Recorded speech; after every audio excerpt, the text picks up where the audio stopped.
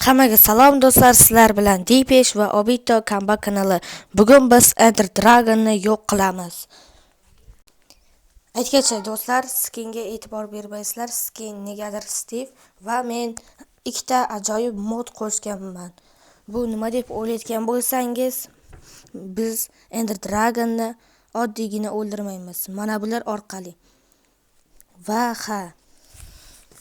meni olamimda totemlar xuddi shunday ko'rinadi. Men bo'lmasam ham totem o'zimda skinimda bo'lgan. Agar sizlarga ham shu resurs pak kerak bo'lsa, men bu resurs pakni o'zimning Telegram kanalimga tashlab qo'yaman. Ya'ni o'sha havola orqali sizlar ham o'zingizda skiningizda qo'yib, xuddi shunday Minecraftda mazza qilib o'ynashingiz mumkin. Istagan skiningizda o'sha totem bo'ladi. Endi biz sandiqlarni ham olib olamiz. Keyinchalik balkim kerak bo'lib qolar. Endi bizda bor narsalarda birin-ketin ko'rsatib chiqsam. Bu hassani qaranglar, qanchalik zo'r. Mana bu quroldichi. Bu orqali siz istalgan bloklarni yo'q qilib tashlashingiz mumkin. Buning ham masofasi bor. Sindirish masofasi bor. Va bu juda ham ajoyib. Siz buni aniq ko'rgansiz.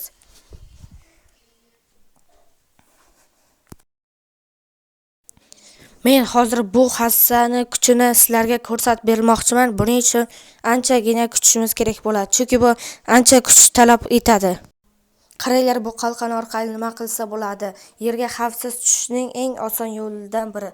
Vata drop qilishning ham hojati yo'q. Menimcha yana ozroq kuch kerak edi-yu. Kuchi unchalik ham kam bo'lib qolibdi. Aslida bu ancha ko'proq joyda portlash kerak edi. Men hozir lava ko'li va temir izlayapman. Bu tayoqda yana boshqa qobiliyat ham bor. Masalan, lazer va menga o'xshamadi. Lava ko'lini topdim. Suv ham bor ekan. Hozirroq Netherga ketsak bo'ladi. Shunchaki temirlar erishini kutsak bas. Aytgancha lava ko'lda oldida doim olmos bo'ladi. Hozir biz bu gap qanchalik to'g'ri ekanligini sinab ko'ramiz.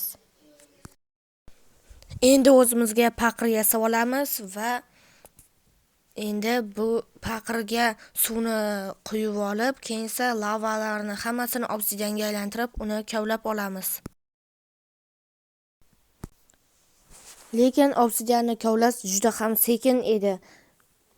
Bu obsidianni kavlash bilan bo'lgan vaqt juda ham sekin bo'lgani uchun men portal qurilgan joyga o'tkazib yuboraman.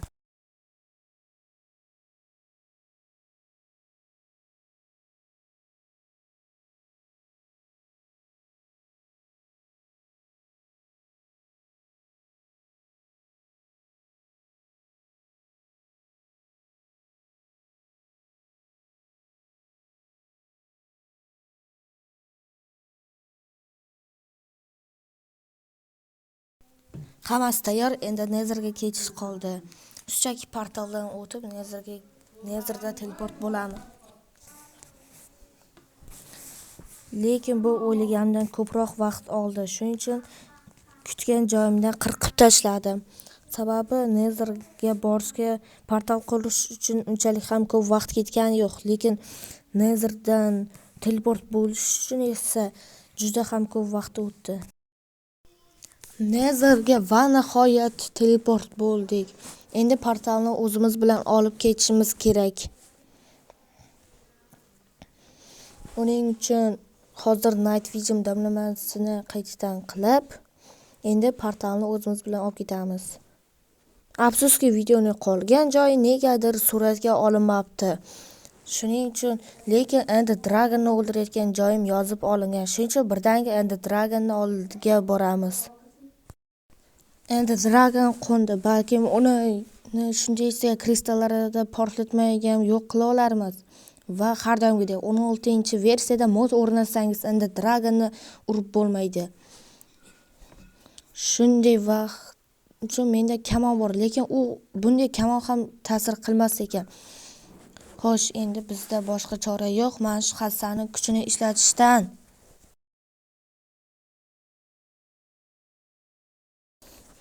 Xo'sh, hozir Ender Dragon tamoman deyaver, chunki hozir senga yomon bo'ladi. Hozir sen yoki men, albatta sen tamoman deyaver. Hozir portlaysan, faqat hech qayerga uchib ketma. Hozir 1 2 3. Do'stlar, video yoqqan bo'lsa, iltimos videoga like bosib, kanalga obuna bo'ling. Iltimos, bu juda ham zarur.